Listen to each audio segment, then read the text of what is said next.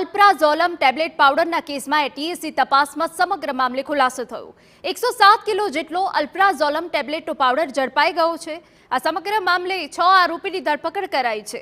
અલ્પ્રાઝોલમ powder મધ્યપ્રદેશના અજય જૈન નામના શખ્સને આપવાનો હતો। અજય જૈન અગાઉ પણ નાર્કોટિક્સના કેસમાં ઝડપાઈ ચૂક્યો છે। અજય જૈને એડવાન્સ પેટે ચૂકવ્યા હતા ₹30 લાખ, જે જપ્ત કરાયા છે।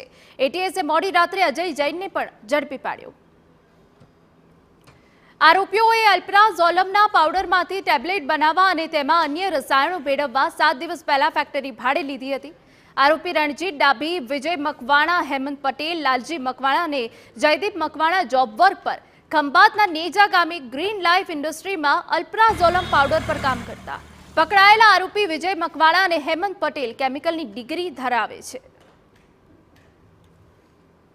અલ્પ્રાઝોલમની ત્યાં ક્વોન્ટિટી 107 કેજી મળી આવેલ છે। એ સાથે સાથે જે એ માલ લેવનાર માણસ હતો અજય જૈન, એને દ્વારા રણજીત ડાભીને 30 લાખ રૂપિયા કેસ એક ટોકન પેટે આપેલા હતા। એ 30 લાખની રિકવરી પણ રણજીત ડાભીથી કેશની થઈ છે। આ કેસ પછી તાત્કાલિક જે લેવનાર છે માણસ અજય જૈન, એ ભાગીને જાય એના માટે ટીમ દ્વારા એફર્ટ કરવામાં આવેલા અને એને પણ મોડી રાત્રે અમે એને પણ પકડી લીધા છે। એ જે અજય જૈન છે એ મૂળ એમપીનો રહેવાસી છે અને એ પહેલાં સીબીએન અને એનસીબીના કેસીસમાં, નાર્કોટિક્સના કેસીસમાં આરોપી રહી ચૂકેલ છે।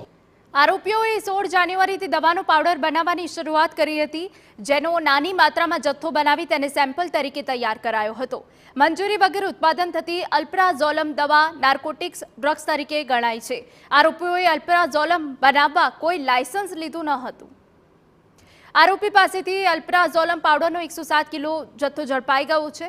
પાવડરમાંથી 42 કરોડ ટેબ્લેટ્સ બનાવવાનું આયોજન હતું। તૈયાર થયેલી અલ્પ્રાઝોલમ ટેબ્લેટ્સની બજાર કિંમત 107 કરોડ છે। અગાઉ આરોપીઓએ સેમ્પલ તરીકે જથ્થો બનાવ્યો હતો। અજય જૈન શરૂઆતમાં 10 કિલોનો જથ્થો મધ્યપ્રદેશ લઈ જવાનો હતો।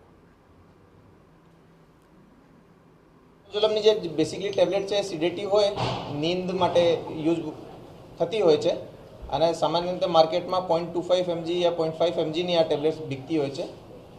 अगर 0.25 mgની વાત કરીએ તો 1 ગ્રામની અંદર લગભગ 4000 ટેબ્લેટ બને એવો હોય છે।